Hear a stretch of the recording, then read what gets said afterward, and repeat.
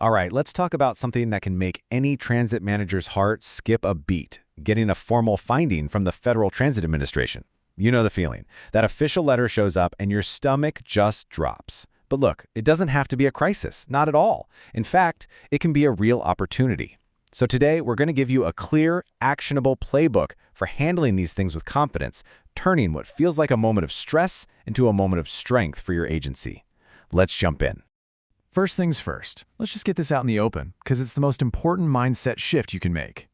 Getting a finding does not mean you're a bad agency. It's not some judgment on your character or how hard your team works. Seriously, even the biggest, best-run transit agencies in the country get them. The FTA's goal here is compliance, not punishment. They want you to succeed.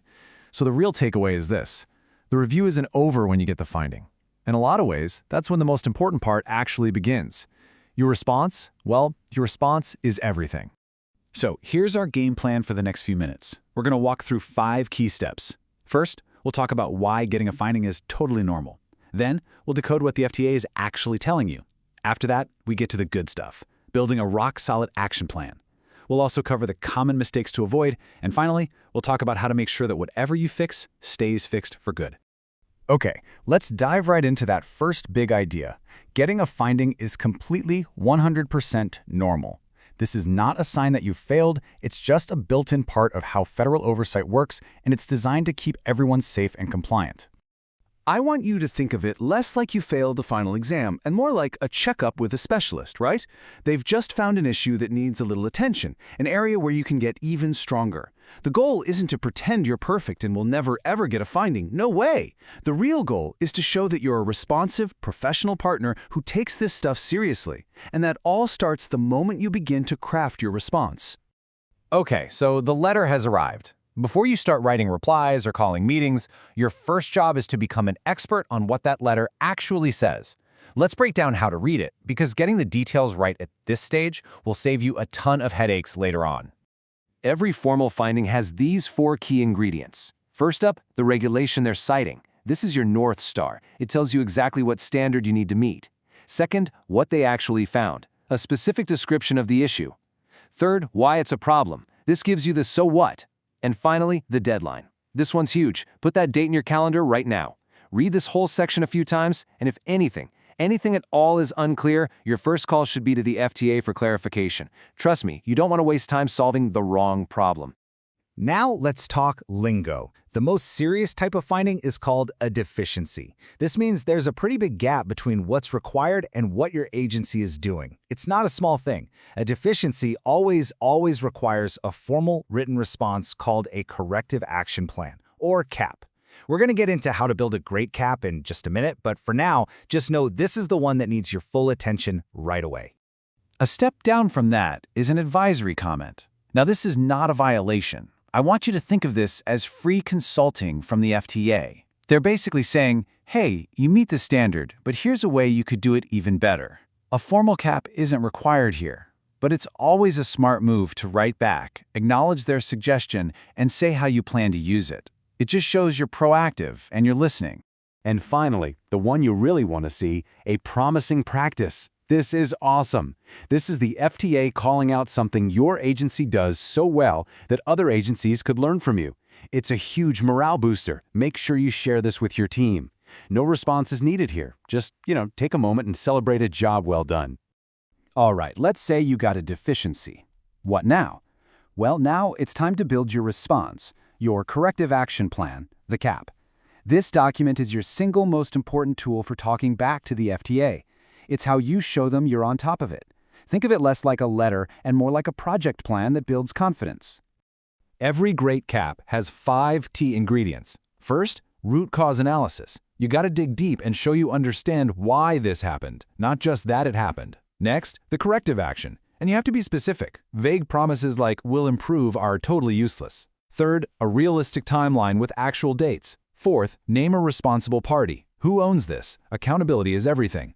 And finally, tell them what evidence you're going to provide to prove, without a doubt, that the problem is solved. Okay, enough theory. Let's make this real.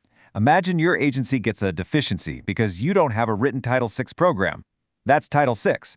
This is a super common finding, by the way, especially for newer or smaller agencies. So how would we build a great CAP for this exact problem? So check this out. This is what a good response looks like. Notice the detail. The root cause? It's honest, not defensive.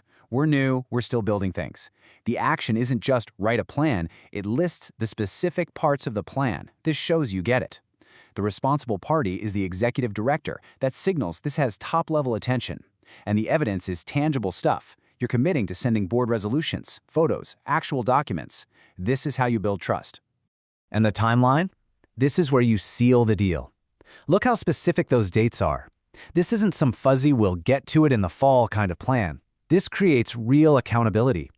By August 15th, the board sees it. By the 31st, it's done. On September 1st, it's live, and the proof is on its way to the FTA. This level of detail tells the FTA you have a real, manageable plan and you take this seriously. So, we've seen what to do. Now let's flip it and talk about what not to do. Let's cover the red flags that make regulators really nervous, and then we'll quickly touch on the appeals process for those super rare times you might need it. All right, this is your what to avoid checklist. The absolute worst thing you can do is submit nothing.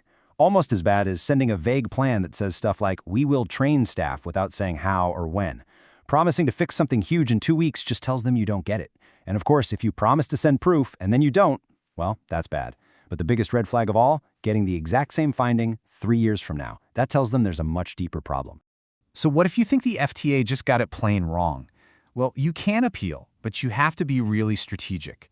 You should appeal if you have cold, hard evidence that they misunderstood the facts or misinterpreted a rule. You should not appeal just because you don't like it. And "we didn't know" is never, ever a valid defense. Bottom line, appeals are a long shot and rarely succeed, so only go down that road if you have an airtight, evidence-based case. All right, we're going to bring it home with our final section, and honestly, this might be the most important one. Closing out a finding is good, but making sure it never, ever comes back, that's great. This is all about turning a quick fix into a permanent part of your agency's DNA. I want you to really let this sink in. This quote, this is the thought bubble over a regulator's head when they see a repeat finding. It can shatter the trust you've spent years building. In their mind, one of two things happened. Either your fix was fake, just a paper exercise, or you just can't maintain it. Neither one is a good luck, and it guarantees they're going to look at you a lot closer next time. So how do you prevent that? 4 things. 1, the fix has to be real and sustainable, not a piece of tape. It needs to be written into your actual procedures. 2, you have to build it into your culture. Talk about compliance as a good thing, not a chore. 3, you have to monitor it. Do an internal checkup on that area every year. And 4, this is crucial.